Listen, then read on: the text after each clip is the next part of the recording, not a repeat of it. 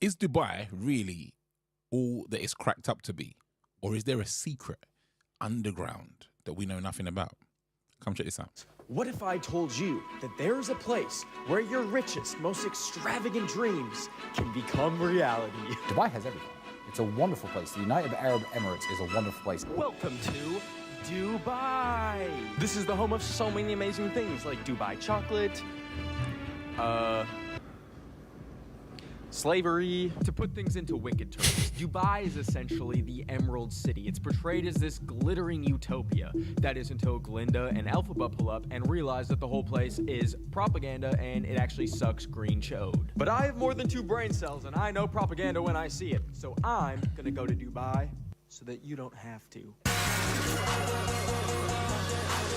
From the very moment that you board an Emirates flight, you are pretty quickly hit in the face with the realization that you're dealing with a level of wealth that you will never even come close to in your lifetime. During the flight, I snuck from the economy cabin up to the business class cabin, where I noticed that the seats turn into beds and they have like 3-course meals. And then I got a glimpse of something further. I witnessed the first class seats, the ones that are upwards of $50,000, where you get unlimited caviar, your own butler on the plane. The doors closed. You can be butt-ass naked in your airplane seat, digging in your butt with a caviar spoon, and not a single person would notice. When I landed, the baggage collection area, even that was different from like an American airport, where you would be lucky to find like expired talkies in a vending machine. They have like a wine cellar with bottles of wine that are like $2,000 in the baggage claim. I've been outside for 3 minutes. I'm like dripping sweat already. Awesome. Now, if you're wondering, Ben, where are you going to stay, Mr. Influencer? You can stay in the $20,000 a night diplomatic 3-bedroom penthouse suite? No. See, when I was just browsing hotels off the beaten path, I came across a place called the Benita Capsule Hotel. And I thought, those are fun. I've stayed in one of those before in Japan. Sign me up. My taxi pulled up to an apartment building with no signs. The lobby didn't really resemble that of any sort of hotel. And I thought I had the wrong address, so I gave Benita a call. And she's like, no, you got the right spot. Come up to the 4th floor and knock on room 410. And I questioned as I climbed those stairs if in a few hours I would be dead and my organs would be getting scooped out of my body. Also, as I climbed the stairs, I looked at the window and it was like that creepypasta image of the hotel that looks like it's in the back rooms. And eventually I reached room 410. I rang the bell. And I met Benita. Hello. Is this the Benita Hotel? Yes. Okay. This is the Benita Hotel.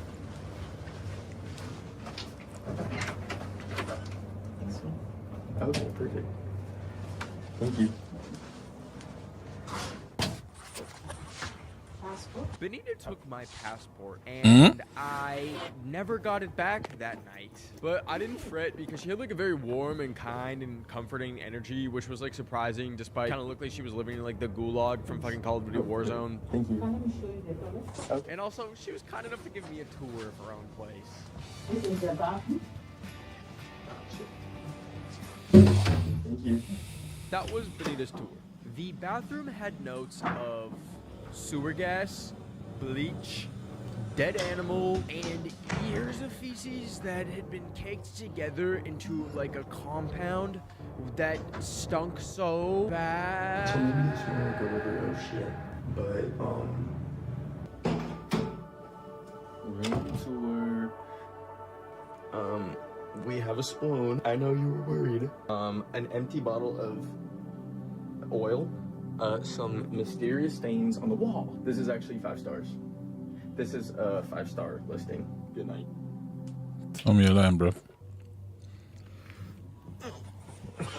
I woke up to the Muslim call to prayer. I think it is. Please correct me if I'm wrong. I might join in because Lord knows I need to pray right now.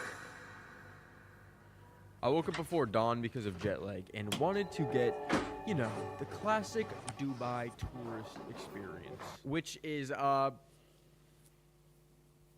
Well, I didn't actually know, because what the do you do in Dubai? Wow. So I made my way Uh-huh. towards the Burj Khalifa, the tallest building in the world. And I knew I wasn't going to be seeing like anything historical. This would be like a culturally enriching trip.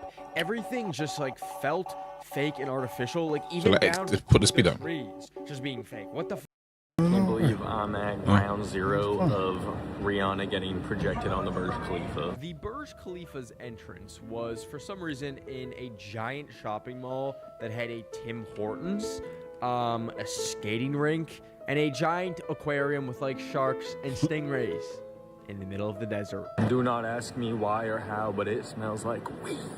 I'm sure it's like an essential oil or something, but it smells like someone is puffing on that ganja. But I realize that's probably not the case, because they would probably be jailed forever. I don't particularly enjoy observation decks, partly because I have a giant fear of heights, and also, I just don't trust this building. But you know what they do have at the top of the Burj Khalifa when you visit? Sandwiches with caviar, pastries with gold flakes. It gets to a point where it's like almost comical. It's like at any like piece of real estate that they have, any corner of the earth that they can have a chance to make it seem luxurious and opulent, they throw some caviar, they throw some gold flakes. But me being vegan, I wasn't hungry for caviar, and even if I wasn't vegan, I'm just not exactly craving having fish come in my mouth, unlike these people. good, man. So I walked around the food court, and it felt like I was just in America. There was TGI Fridays, Texas Roadhouse, Cheesecake Factory. Why did they just build another America in the desert thousands of miles away? Unapologetically confident. That's how KFC makes me feel too. One Hunter Biden Dubai chocolate milkshake, please. Maybe I can find something joyous out of this place. Maybe this mysterious hand beckoning me towards Dubai chocolate will make me... I haven't even tried it yet. The official Dubai chocolate? Yeah. Wow, so many flavors. I didn't find anything to eat, but I did go on like a little bit of a side quest because the sun. And said he's felt like vegan, innit? Can he eat that? Can he eat that if he's vegan? Lasers beaming down from space directly into my skin. So I went to Sephora to get some sunscreen. Hello, Dubai. She said that. And that's when the curtain started to peel back a little bit even more. I noticed that something felt a little bit off. Something was missing in this Sephora. You know how you walk into a Sephora anywhere else in the world and they got gay dudes out the wazoo on the ads? They got James Trout, they got Jeffree Star, they got like all of them. There's not a single one on the ads here. Makeup by Mario? Where the fuck is Mario? Like damn. Like where did they go? All right, looked it up, found the answer. So, being gay and being trans is illegal here. So that would explain the lack Is that of supposed to be Jeffree news? Star in the Sephora store. That's crazy. It's really interesting how at every little turn, you peel back the curtain just a little bit, and there's something very dark and sinister right behind it. But Dubai chocolate though. But even if you're one of those psychopaths, it's like, I hate gay people, I hate trans people, but I'll stick a fork on my butt for fun. Be illegal to even give your girlfriend a smooch on the cheek in public. What the Like, if you can't smooch a man, you can't smooch Very a comfortable about woman. swearing at all. What's the secret third thing? I decided that I hated this area and wanted to find like a bite to eat closer to where I was staying. So I took a taxi, but on the way back, I noticed like bus after bus of these dudes all in the same uniforms in these like buses that didn't even look like they had like air conditioning. And my taxi driver was surprised to be dropping me off where he was dropping me off because he said that where I was staying was where something called labor camps were. To which I replied, "What are labor camps?" And he didn't really want to get into it, but he told me I shouldn't walk around the area that I was staying in. So I feel like I should go like explore my neighborhood. My hood. I have no clue where I'm walking to right now. I'm just following this group of people. I'm guessing who were working like in the hospitality industry or construction, and they all got off and they're walking back to their camp. I've heard about these like infamous work camps, but I want to see with my own eyes. I eventually found a stream of people all walking in the same direction and decided to follow them. And what I also found was a stream of piss. I walked in on this guy pissing in the bush. Sorry. And then I started seeing signs that straight up said labor camp. Now, this is the part where I will attempt to describe how slavery exists in 2025 in the richest country in the world. Companies in Dubai go to other countries like India and say, "Hey Indians, would you like to come live in Dubai? We'll pay for all of your housing." People say, "That sounds awesome. I'd love to live in Dubai." They fly to Dubai, all expenses is paid, they land, they take their passport away and they say, "This is where you'll be staying from now on." It's a labor camp where there's 4 bunk beds in one tiny little basic broom closet, and you're about to work 12 hours a day, 7 days a week, in sometimes even 120-degree level heat. And if they ever want to leave, they just have to pay the company that flew them out an amount of money that they'll never actually earn from the job that they work. And so they live out their days in horrible and unsafe working conditions until many are driven to suicide.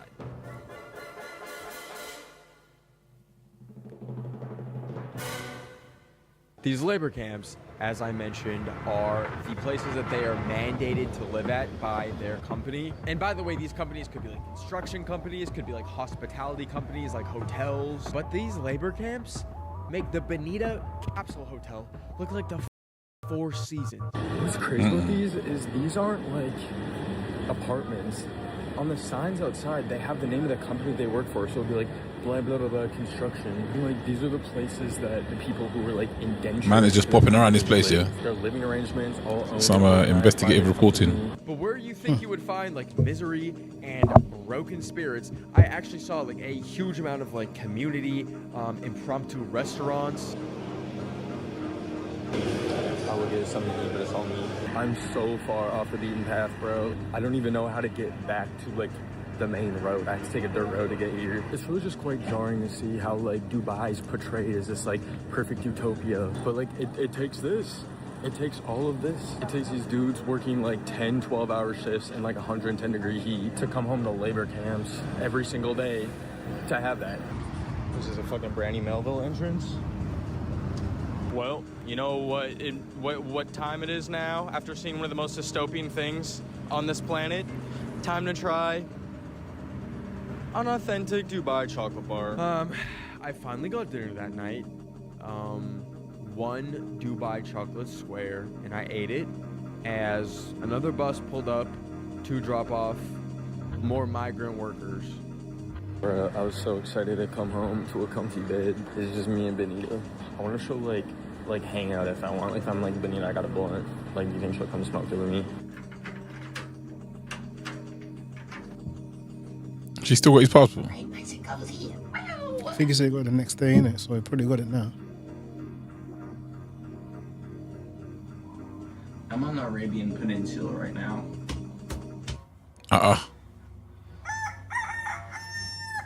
I didn't know how to check out. Benita was nowhere to be found, so I just dipped and left the key in the door. I had one last day, so I thought, you know what? I'll just check out Dubai from like a brand new perspective. It's so fucking early, and it's so hot out somehow still. First on my list was checking out the Dubai World Islands. These are a set of man-made islands that were supposed to resemble all the different countries in the world. And then they were supposed to build things on these islands, like resorts and houses. And then they went broke and didn't because of the 2008 financial crisis. Except for one island, which was supposed to have a beach resort. Except they shut that down, too. So I'm at the only remaining way to get to the World Islands, and the boat's not running. So maybe I was just saved from capsizing at sea. I'll take it as a sign. So I decided to go to the other giant man-made island that they destroyed an entire marine ecosystem for. The Palm Jumeirah. They got one little dinky train to connect the whole Palm. As someone that watches so many urban planning YouTube videos, this is the worst urban planned neighborhood I've ever seen in my life. Look at the Palm here. Imagine you live here and you just fell down the stairs and you were bleeding out. You have to go all the way around, up and then down, all because they want to make a palm tree emoji in the Also, I was trying to enjoy my train ride, but this guy put his arm around me and kept touching my back, so it ruined my already amazing experience in Dubai. Also, let me just say, like, I pride myself in having an excellent British radar. Like, I can clock when someone is British, but it is completely thrown off here because the second they open their mouth, the Russian, they're hitting me with the Privyet,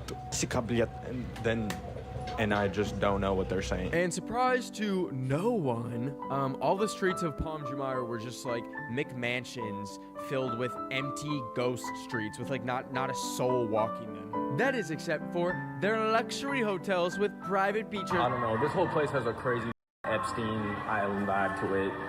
He would eat this place up. He said Epstein I'm Island, how yeah. far I can get into this place. Also, just a general rule of thumb, if you pull up to a place and they got a Gordon Ramsay themed restaurant, get out of there. Run! Get out of there! It's a Wellington Wednesday. I want him dead. Also, this is like the least pedestrian-friendly place I've ever been in my fucking life. The beach is right there. You gotta walk 2 miles. I feel like I'm playing fucking Frogger right now. Like, this is actually a pedestrian crosswalk. Also, there's no beach. To get actual beach, you have to stay at the, like, $3,000 a night hotel. Here, we got rocks. We got so many rocks. And as I watched the sunset on the beach outside of the Atlantis Hotel, I saw bus after bus of workers who had just clocked out of the hotels, workers who were building the next big resort, getting bused back to their slave quarters. And also this guy, who was just catching a I guess. God, it feels so weird, like, knowing exactly where those buses are going and where they're coming from. There's so many. Like, I do want to clarify. I am sure that not everyone that is involved in the hospitality industry, the construction industry, or any other industry like that is trapped here, is what, like, human rights groups would call a slave. But I would say that even if there's 2 people, 1 person that is under those conditions, you need to seriously rethink the entire that set this up, that allows for this to exist. As the sun goes down on my last day in Dubai, I thought, you know what? Let's get one last look at this wretched place from another observation deck. I'm on like the shaft of the penis right now, so I'm gonna get a good view of all of the man-made monstrosities below. All right, well, let's go up. The entrance was like this fake LED aquarium thing. And then they had this diagram on the floor of how they built it, how they dredged up like millions of pounds of coral to just like put McMansions on it. But then they finally let me go up. Surprise, surprise! It was another view of a real estate project with mediocre food. But at least I finally got a meal. I had about 4 hours until I had to go to the airport, and it dawned on me that I hadn't done a single thing that actually brought me joy or fun since I was in Dubai. So I was like, maybe there's a rave or something. Maybe there's nightlife in Dubai. Looking for a rave. Now, one issue that's missing here that I'll probably never experience, knock on wood. Where's a tree? I need a tree. Knock on bush. Actually has happened in this club behind me. I read this horrific story of this woman who was an influencer who was human trafficked from the club behind me. They found her bleeding with broken bones on the side of the road like days later. And that is just one example of the many stories I've read since about women facing human trafficking in Dubai. And like, I'm gonna go in though, check out the vibe. And it was terrible. There was not a soul in there, and I wasn't even that early. And when I went to the bartender, he was doing this for like 2 minutes before I could even order a drink.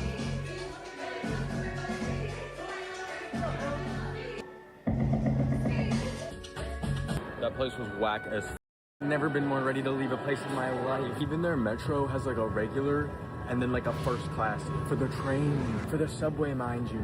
I'm never coming And then what we got? Should I just like try and get in the gold car? The exclusive 24-karat matcha Dubai chocolate. I'm about to board. I'm about to leave Dubai forever. I don't think I'll come back. So let me just soak up the last few moments in the UAE.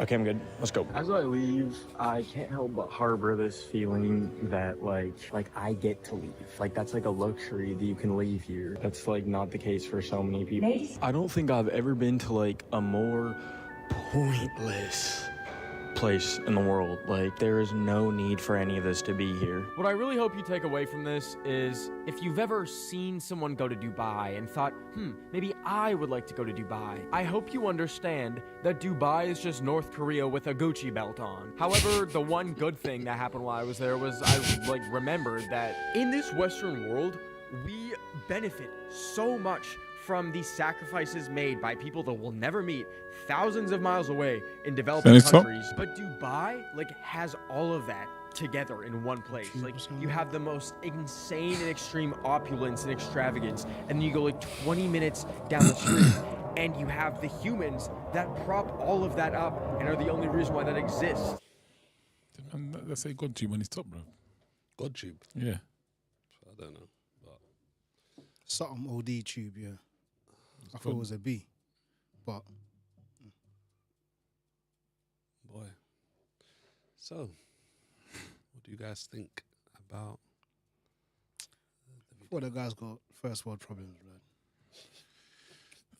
On the one hand, I understand, of course, but you know what's crazy is, I feel like certain people, if he would have a conversation with the individuals he was saying that was being slaved, for example, he might find out, although that's not a situation that he would predominantly want to live in, he might find out that where that person comes from might actually be worse. That's a good point. So they might travel there because now they get to send money back to their families and they can feed their families. Do you know, I'm not saying it's right. Yeah. Do you know what I mean? I'm not saying it's right, but it's very easy to look at things from a point of view of they're not living like how I am living. Straight. Yeah. That makes sense. So therefore it's bad and they're this, that and the other. I was like, and then plus with the whole thing with Dubai, I think most people are starting to clock onto it anyway. Where like the whole thing, I mean, I was there not too long ago and I thought it was a hype. Like major hype. Do you know what I mean? It's like, so yeah. I think, you know, things, not everything is as it seems. Just in life. Do you know what I'm saying? Like you see different I'd take, I don't know, a movie, for example. You watch a movie, and obviously behind the scenes of that movie, it looks like it's real life, don't it? It looks like it's presented today, but there's so much that goes into the, you know, the design and the preparation and the proliferation of that experience, bruv. It's not just what you see before you. So, obviously, a lot of things, man. Like, I guess the real question for me is like, is there slavery happens in a lot of places as well, and there's a lot of there's a lot of slavery that is not reported on, basically unreported slavery, basically is what I'm trying to say. So the question is, like, is that really what he described just now? Is it really a labor camp where, you know, people are generals into getting out there, and once they get there, they can't leave because they can't afford to leave? And I remember, I don't know if it was, we had a conversation about that. I was chatting like a while back about this lady who was on socials, and then remember she dropped from the building, went to the hospital. She was in one of these countries. I'm sure it was one of these countries. And she was basically the family she was working for. She was working for a family, not an organization, family. And the family she was working for were doing some, like, she felt uncomfortable, really dodgy. Like, they held her passport. Same thing, actually. Same thing as that. And she was unable to, I think she didn't even have a phone. So she couldn't even call home. It was mad. The long and the short of the story is when she left there, one of them tried to attack her. She ended up falling from the building. I think they thought she died or something. They just left her on the road. She crawled into someone's whatever. They took her to the hospital. And someone came and, excuse me, someone came and made a video. And in the video, that someone came and allowed her to use their phone. She made a video and she was saying, "Oh, please help me, my people." She comes from one West African country, I think. And they now went to the embassy over there, started like ramping. And it was like, we want to know what happened to this woman. We want to know what happened to this woman. And I think the next day, the family were planning to take her back to the house. And it was a mad thing, bruv. Like, she found blood and things in the house. So she assumed that whoever was there before, they killed the person. So she was shook they were going to kill her too. And basically, she ended up going home. And I think the interview I watched, I think she went home like disabled or something. It was a mad thing. It was like, brother, it was mad. I think the fall broke her legs or something like that. I watched this on YouTube. I think this was YouTube, like some kind of documentary. So, you know, take it, for that, man. But yeah, but you know, like, these mad things happen all over the place, isn't it? I'll tell you what's funny. As I was watching this thing, and he was going around, I was thinking about Solomon, and I was thinking about Solomon's kingdom, and I was thinking how different it is when you do something in a way of the world versus the way of the kingdom. Because in Solomon's time and in the kingdom of Solomon, no one was a slave like this. Like, they were all servants and that, but like, they were all, everyone was satisfied, bro. And that's the difference between when you use wisdom and you do something appropriately and properly versus like if there is a mad thing going on over in this place here. So, but that's something I was just thinking as I was watching it. I'm looking around and I'm just like, this can be done well. It doesn't. This does not have to equate to, suffering and poverty. If that's the way to put it. You guys correct me if I'm wrong, but ain't it just a picture of the world? Like so. you have the individuals who are poor and they take on the work that kind of makes the lives of the individuals who are rich live how they basically want to live. Yeah. Do you know what I mean? And this is where it goes into the whole. Now is like, because we're all not born with silver spoons, and some people are born in certain parts of the countries that, a certain part of the world that is really bad compared to like where we live, or where this young man probably lives as well. Like, but to them it's like, this is an opportunity. It's an opportunity for me. It's like, yeah, do you want people to live like? No, of course we don't. Do you know what I mean? Yeah. But it's like, but this is the world we live in, mate. Do you know what I mean? Like, this is the world we live in, and some people are seen. Because I remember, like, so the person who I know from over there, so she was telling me stories about, like, like how certain people are treated over there, and yeah, like, because even with her, like, she has a nanny, and when she's telling me stories like just about how like they're treated, I was like, poorly or well, like poorly, yeah. Do you know what I mean? I was like, boy, you ain't got to do that. Do you know what I mean? Like, you can, but to them is, and this is what I'm saying, man, when power just begins to corrupt people. Yeah. It's like, this individual, you yourself, you've probably never had someone who comes around, cleans your house and this, that, and the other. It's like, to where, I don't know, like, I'm weird in a way where it's, I don't know, even if I had the dough. Don't get me wrong, I feel like if I can hire someone to clean my house and it feels like I'm giving someone a job, and do you know what I mean? It's like, okay, cool, that's fine. But if it's just for the sake of just like, I just want a cleaner, and it's like, I'm not judging anyone. If people want to do it, by all means, go ahead and whatever. Everyone's different. But I just feel like, I feel convicted, like, I don't know, like in like a negative way. Do you know what I mean? It's just about like, what? Employing someone to help him in that way. Yeah, like, not like it's bro, like, it's a thin line. It's a thin line. Hear me out. Yeah. Like, all I'm saying is, like, at the end of the day, they have a job. Yeah. Right. And just like I'm saying for this guy, where it's like he's going to a place and he's just like this, that, and the other, but they've got jobs. Yeah. And I understand that. That's on the one hand. I feel like the person will come to my house and I'll end up helping him, bruv. You know what I'm saying? Like, me and them both. That defeats the object, bruv. Like, 100%. I understand. Do you get where I'm coming from, though? Yeah, I see. But it's like, explain why. Help the viewer understand more of like. Let me chuck it back at him, and then fill it in. Me and Says has spoken on time past, time and again, about house help, and what it would mean, the type of person we would have, and what it would mean, and the kind of things they would do. And if someone came in to help, I don't like me helping them do their job. Would be a massive no-no. Firstly, I'm paying them. If I'm paying them and I'm selecting them, that means I believe in the quality of their work and who they are, and that they're better at doing what I'm hiring them to do than I am. So I'm hiring them for that reason. But at the same time, bro, when we watch stuff like this and I think about it, I'm thinking to myself, how can I invite that person into the family such that they are like a cohesive part of what we're doing?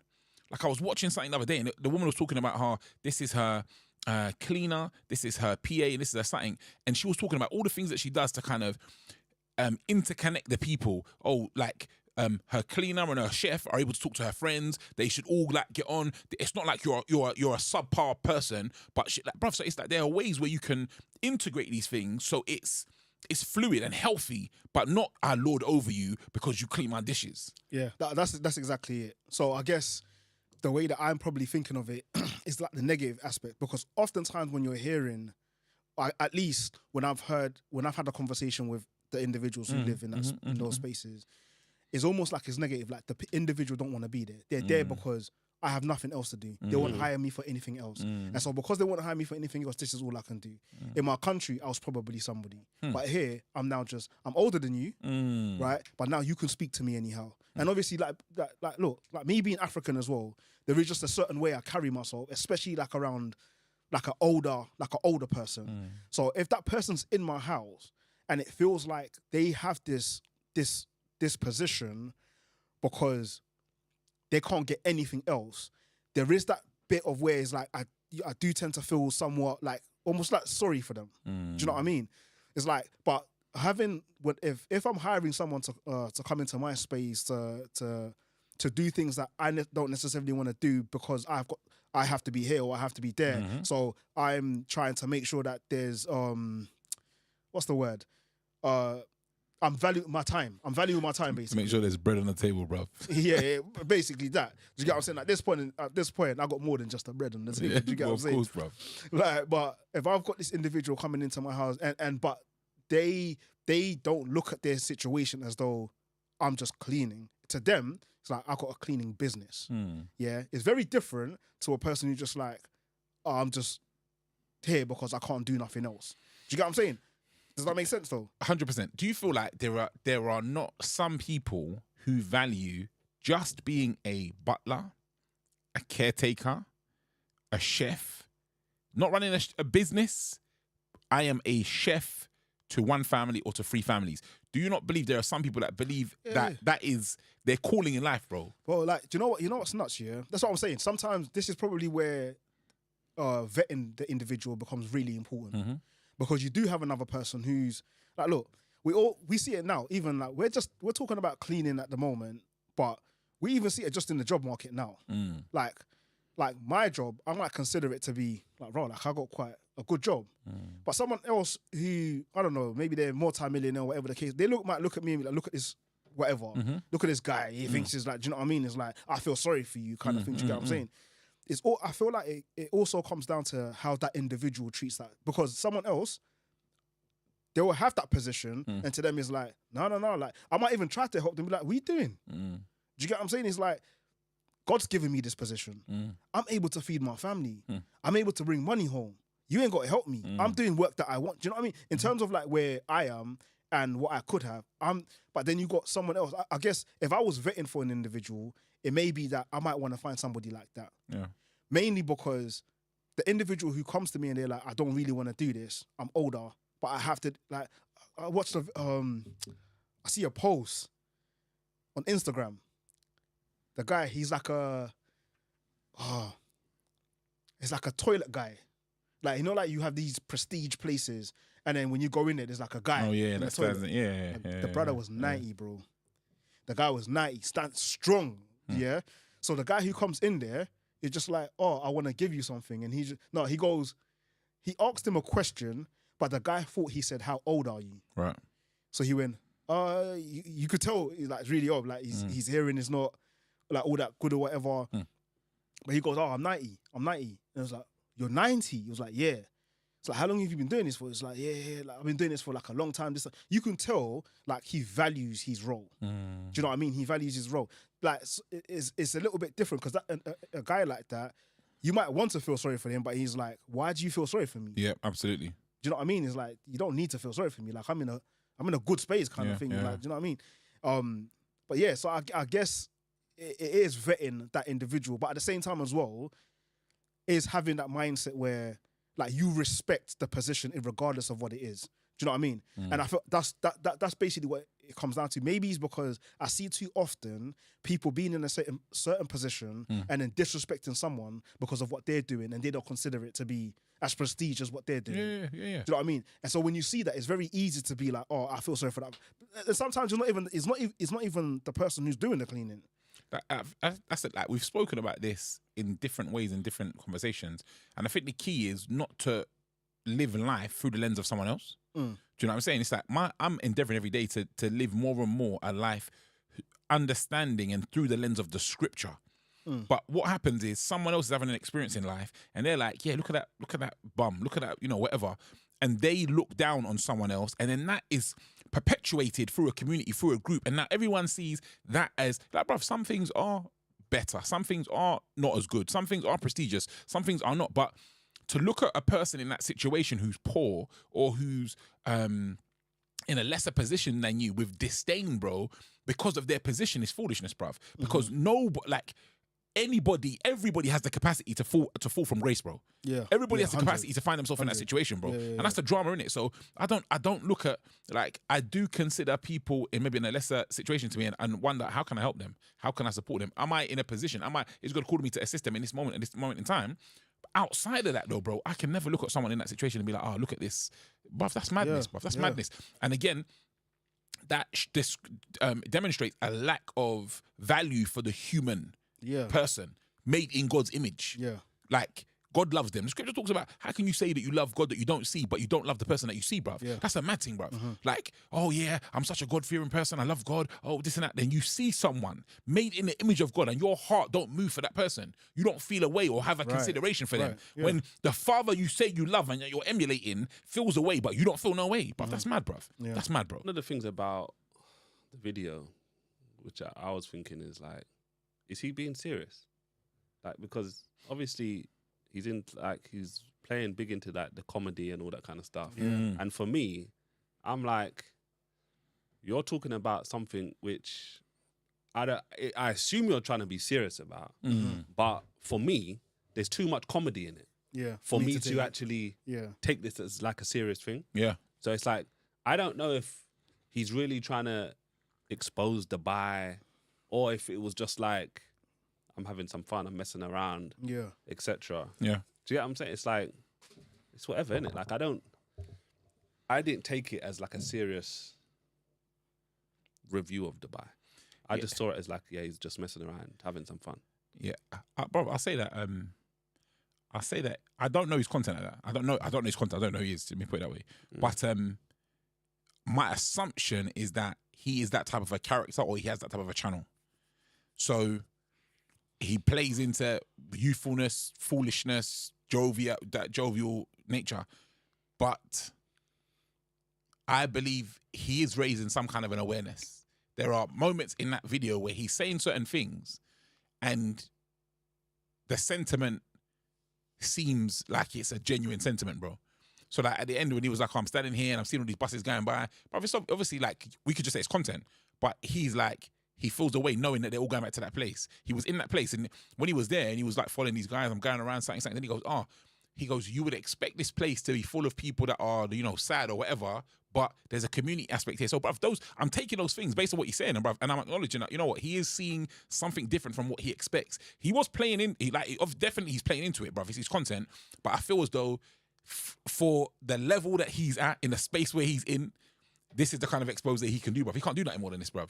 Like, and his audience or people will take it seriously, and it will, go in accordance with what he's doing, bruv. So, yeah, he's not, bruv. It's not BBC, bruv. 100% it's not BBC, bruv. But I think within his world, that's awareness, isn't it? I guess within his space, bro.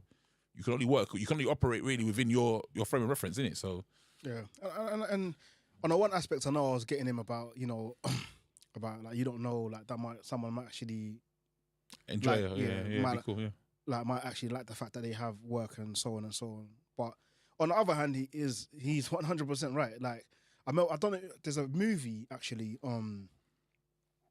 Matt Damon, where I think like Earth is so populated, but they found a way to make people small. Okay. I think it's called Size. All right. And they've made people small. And so because they've made them small, they can create like a really small community. And in this place, it's like, obviously, according to who you were, if I can remember correctly, according to what you was doing when you was big, you will have a certain space when you become small. So when he becomes small, obviously, he's got a nice house. I think he was a doctor. So he's got like a nice house and so on and so on. But then there was a woman who also became small, but she did something bad when she was big. So when she was small, she's now cleaning for the rich, basically. So when he kind of engages in conversation with this woman, he finds out that she lives at a certain place. She lives at a certain place. So when he goes to her place, it's exactly like this. So at the end of the day, there's buses filled up with people, and then they Right. drive into like right. the poorer part of the communities, and these people obviously they go into the rich area for them to work, and then they go back to their houses at night to like the poorer areas, like, do you know what I mean? And it's like these things happen around the world, and you got to think of like Dubai, for example. Like when you're thinking of Dubai, it's like how are they building? That's loads of people are going from the UK to Dubai. Yeah. Do you know what I mean? So that they can from what the conversation I was having with someone, it was like they're inviting people over because right now they're building. It's not always gonna be like this. Yeah. Eventually, when they feel like they are where they are, they're not gonna be inviting people to come over there. It's gonna be like everyone else, like immigration, get out of here. Do you get what I'm saying? Like we don't need you here. Get out of our country, whatever the case might be. But for right now, that's exactly what it is because they need to get what they want Yeah. out of people. Do you know what I mean? That building phase. Yeah. Yeah, they're basically using people. So, like, it is a real thing. Like, I'm not even knocking him for it, but it's just like the perspective of the individual working might be a little bit different to what he thinks. It actually is. All right, guys, what are your thoughts? Add a comment down below and let us know what you think. Is Dubai really running slaves, or is it, a free for all for all the people there? Peace.